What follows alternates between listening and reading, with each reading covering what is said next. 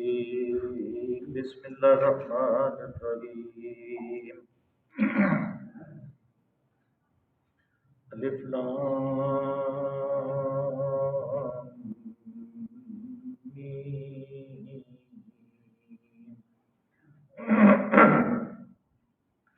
حسب الناس أن يتركوا أن يقولوا آمنا وهم لا يفتنون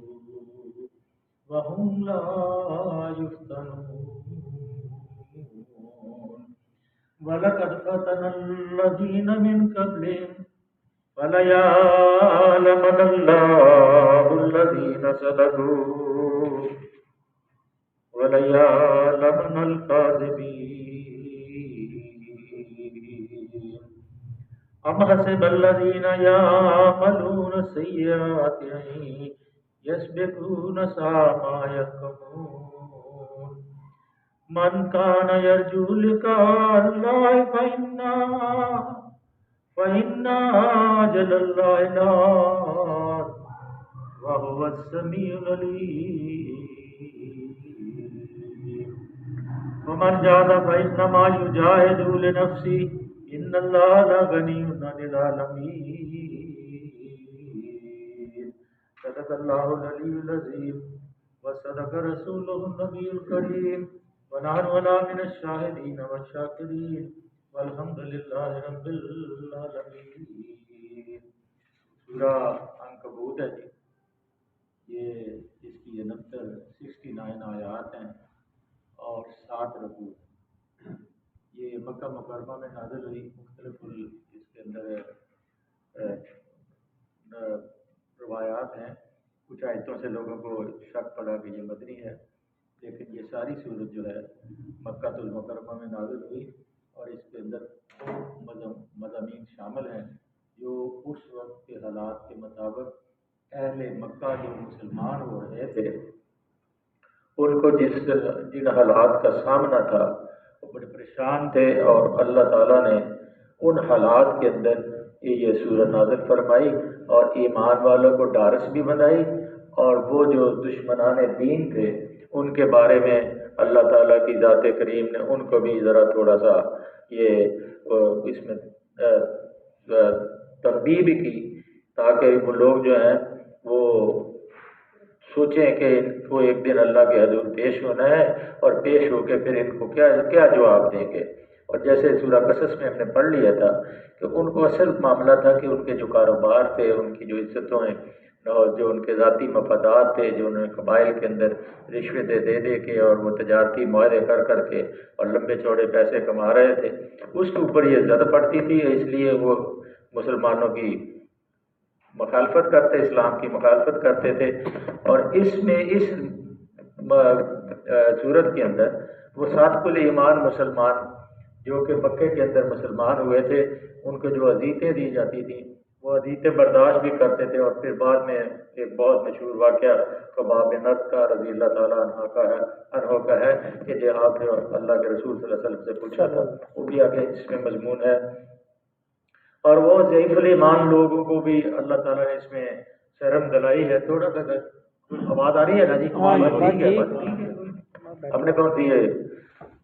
کوئی ضعیف الایمان مسلمان بھی ہیں اس میں جو ایمان لاتے تھے، اور وہ شدت جو تھی تنبیہ کی، شدت جو تھی دشمنوں کی جو شرارتیں تھیں اور جو شقاوت تھی، ظلم تھا، بربریت تھی، تو ان کو وہ اسلام سے موڑتے تھے.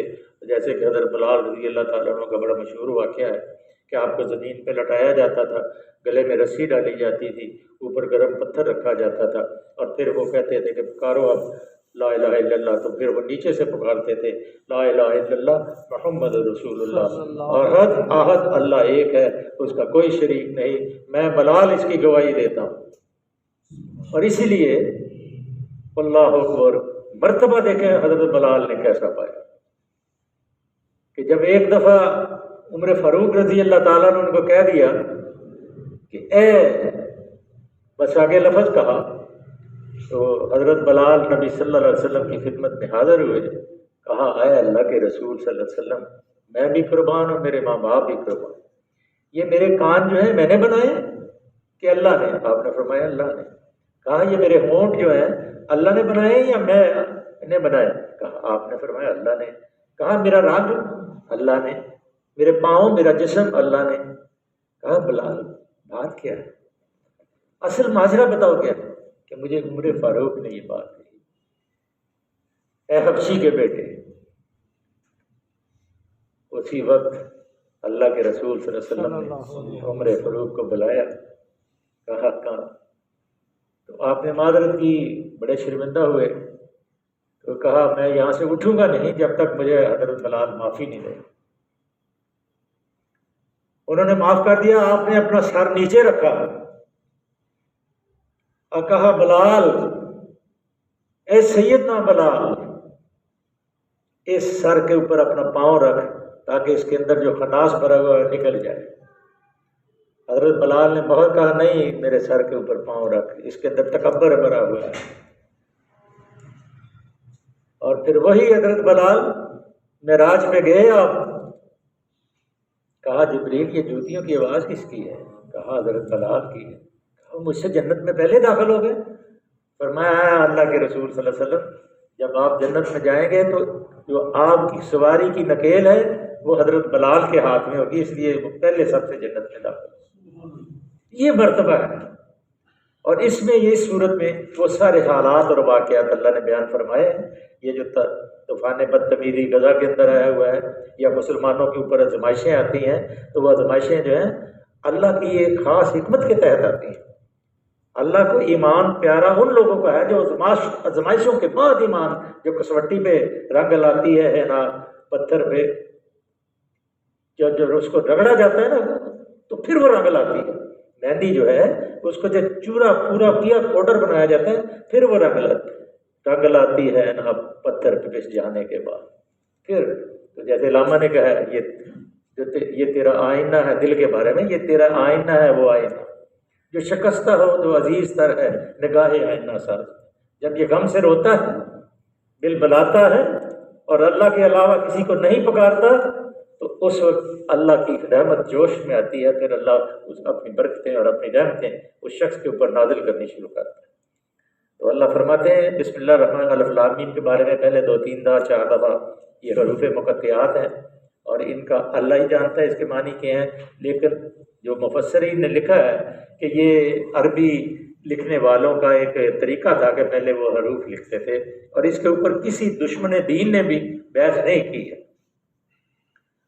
بسم اللہ الرحمن الرحیم، الف لام میم، حاسب الناس ان یترکوا ان یقولوا آمنا وهم لا یفتنون۔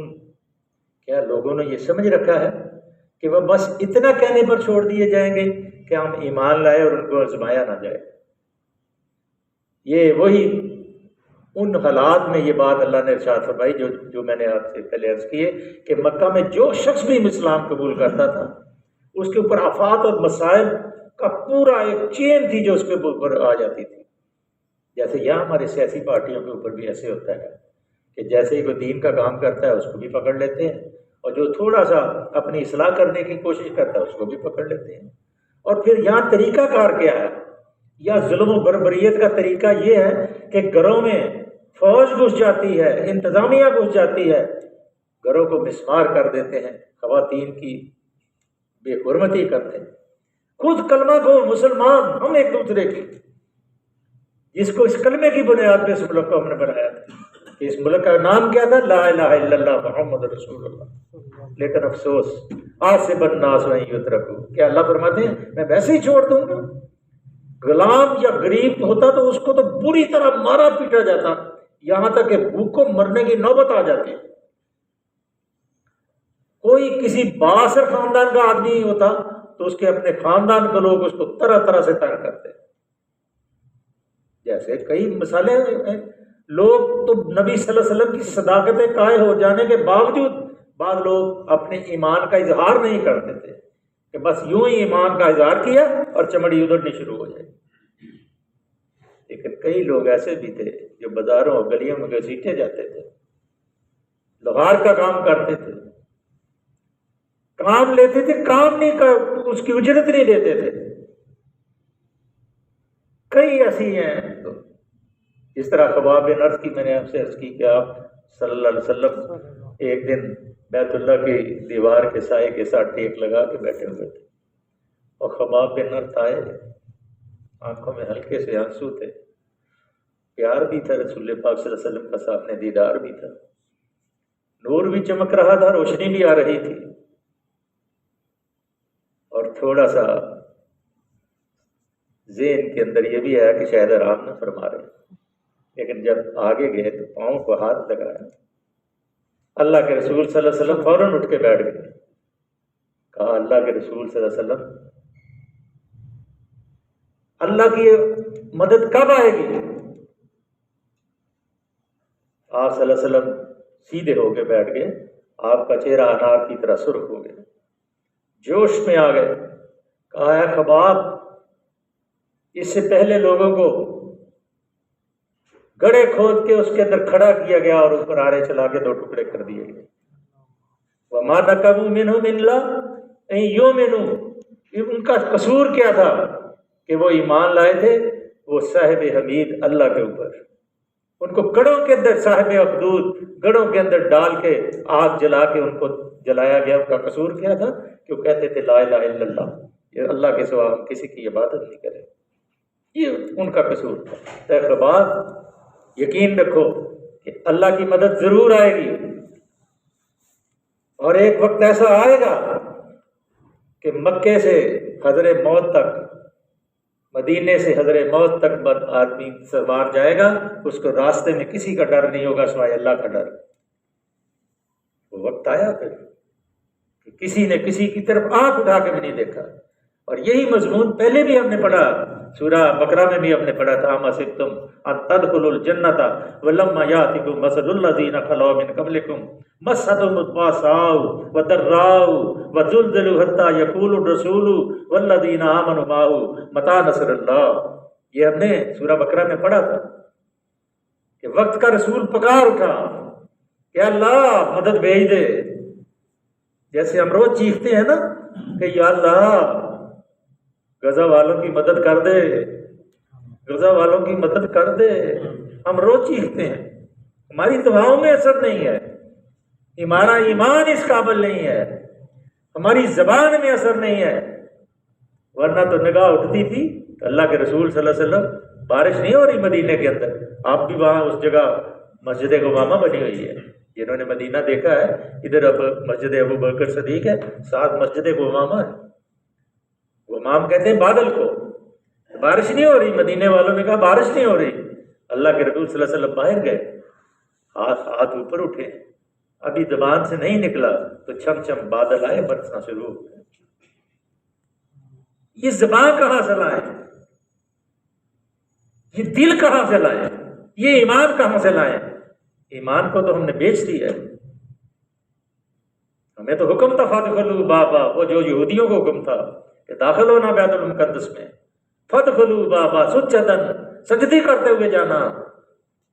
لیکن انہوں نے کہا تھا نا موسیٰ علیہ السلام کو فاذهب وانت ربک ہاؤ قائد، جا موسیٰ تو جا، تیرا رب لڑے، ہم یہاں بیٹھے ہیں، جب فتح کر لے گا پھر آئیں گے.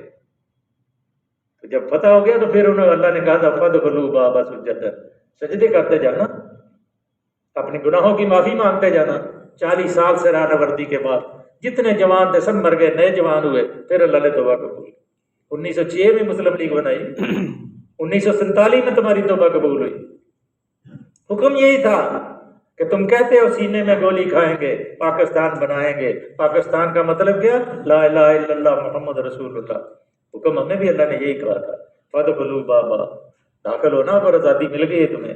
اور جو وعدے مجھ سے کیے لا ينقضون عہد اللہ من بعد میثاقہ، میرے ساتھ پکے عہد کر کے توڑنا نا، جیسے انہوں نے توڑے تھے. دور بدل ہے ذلت والمسکنت، اللہ نے پھر ان کو ذلت اور مسکنت داخل کر دی تھی. تو اب ہم نے وعدہ کیا، وعدہ توڑا ہے ہم نے، اب بھٹکتے پھرو اور مزے لو، پھر اب تماشا دیکھو. اب اللہ فرماتے ہیں وَهُمْ لَا يُفْتَنُونَ، ابھی تو ہم نے دیکھنا ہے، ضرور دیکھنا ہے کہ کون آزمائش کے اوپر قائم رہتا ہے. حالانکہ ہم نے، اللہ فرماتے ہیں وَلَقَدْ فَتَنَ الَّذِينَ مِن قَبْلِهِمْ فَلَيَعْلَمَنَّ اللَّهُ الَّذِينَ صَدَقُوا. اللہ کو تو ضرور یہ دیکھنا ہے کہ سچے کون ہیں. کون ایمان ہے؟ کوئی جنت ایسے مل جائے گی؟ لگتے ہیں ایسے ہی جنت مل جائے گی کہ میں گھر میں بیٹھا کہہ دوں، جوا کھیلتا رہوں، کہہ دوں کہ لا الہ الا اللہ محمد رسول اللہ؟ باہر نکلنا پڑے گا، لوگوں کو سمجھانا پڑے گا۔ کوئی پیغمبر گھر میں بیٹھا؟ کہاں فلسطین، کہاں مکہ، کہاں عراق؟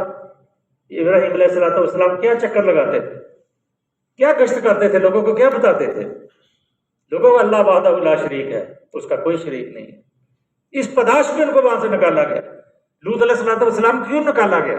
اس لیے نکالا گیا کہ وہ کہتے تھے اللہ وحدہ لا شریک ہے، اس کے نظام کو مانا۔ کون مانتا ہے؟ اس لیے اللہ فرماتے ہیں یہ ایسی جنت ایسی تھوڑی ہے کہ ایک اینٹ سونے کی ہے، ایک چاندی کی، اور گارا جو ہے کستوری کا ہے، نہ وہ بیماری ہے، نہ وہ بڑھاپا ہے، بس خواہش پیدا ہونی ہے، چیز سامنے ہوگی، نیرے نتھرے ہوئے شہد کی نہریں اور دودھ کی نہریں بہ رہی ہیں، ایسے مل جائیں گی جب تک اس کے راستے میں تکلیفیں برداشت بلا یفتن، جب تک تکلیفیں آزمائش نہ کی جائے۔ حالانکہ ہم ان سب لوگوں کی آزمائش کر چکے ہیں جو ان سے پہلے گزرے۔ اللہ فرماتے ہیں وَلَقَدْ فَتَنَ الَّذِينَ مِن قَبْلِهِمْ، ہم نے ان سب کی آزمائش کی ہے کہ آگ کے اندر کھڑا کیا ابراہیم علیہ السلام۔ اللہ فرماتے ہیں میں نے ساری ملکوت السماوات والارض، میں نے سورہ نام میں اللہ فرماتے ہیں میں نے ابراہیم کو ملکوت السماوات والارض دکھائے، زمین و آسمان کی حکومت دکھائی، تاکہ وہ منہ کے نیند ایمان لانے والے یقین کرنے والوں میں ہو۔ اور جب آگ کے اندر ڈالا جانے لگا تو پوچھا فرشتوں نے کیا خیال؟ کہا اگر اللہ چاہتا ہے ڈل جائے تو خلیل کو کیا ہے، جلنے کے لیے تیار ہوں۔ انی وجہت وجہی للذی فطر السماوات والارض، میں جلوں، میں میرا رخ اللہ کی طرف ہے، میں اللہ پہ ایمان لایا ہوں۔ ان صلاتی و نسکی و محیای و مماتی للہ رب العالمین لا شریک لہ وبذالک امرت وانا اول المسلمین۔ پھر آگ نے کیا کیا؟ یا ناروا، اللہ نے ڈائریکٹ آگ کو کہا، فرشتے نے نہیں کہا کہ یا نار کونی بردن سلاما علی ابراہیم، اے نار۔ اس دن کہتے ہیں مفسرین لکھتے ہیں کہ ساری دنیا کے اندر اس دن آگ نے کسی کو فائدہ نہیں پہنچایا تھا، اس کی تپش جو اللہ نے ختم کر دی۔ جیسے اللہ کے حبیب صلی اللہ علیہ وسلم ایک دن حضرت فاطمہ الزہرا کے گھر میں آئے تو آپ تندور میں روٹیاں لگا، کہا فاطمہ لاؤ ایک میں بھی روٹی لگاؤں۔ اب آپ نے روٹی لگا دی، وہ پہلی جو لگی ہوئی تھی وہ بھی نہیں پک رہی، آپ ہنس رہے ہیں۔ فاطمہ نے پوچھا یا رسول اللہ صلی اللہ علیہ وسلم آپ نے تو ابا جان کہا ہوگا کہ روٹی تو پکی نہیں۔ کہا فاطمہ جس کو میرا ہاتھ لگ جائے اس کو آگ نہیں جلا سکتی۔ یہ ایسی کیفیت ہے وہ پیدا کریں اپنے اندر، وہ ہمارے اندر ہے نہیں، نہ کوئی ڈائنامائٹ ہے۔ نور بشر حاضر غیر، سنی بریلوی دیوبندی سب فرقوں میں بات، فرقہ بندی ہے، کہیں کہیں ذاتے ہیں کیا زمانے میں پنپنے کی یہی باتیں ہیں۔ اس لیے بنائے تھے ہم بھی سارے امام جنہوں نے بھی دین کی تشریح کی، اللہ کے رسول صلی اللہ علیہ وسلم سے عمل سے انہوں نے اس کو تشریح کی، سارے برحق ہیں۔ جس طرح کوئی نماز پڑھتا ہے ہاتھ چھوڑتا ہے، ہاتھ ادھر رکھتا ہے ادھر رکھتا ہے، آمین اونچی کرتا ہے نیچی کہتا ہے، بھائی دین کا کام کرو، مسجدوں میں آنے والے لوگوں کو دین سمجھاؤ، لوگوں کو، چاہے اہل حدیث ہو، چاہے دیوبندی ہو، بریلوی ہو، کم از کم اس کو ایک چیز پہ متفق کہ اللہ وحدہ لا شریک ہے، اس کا کوئی شریک نہیں، اور نظام جو اللہ نے بھیجا ہے وہ برحق ہے، اس کے اوپر عمل کرنا۔ ان الدین عند اللہ الاسلام، سارے رسول جتنے آئے تھے سب کا دین جو طریقہ تھا اسلام تھا۔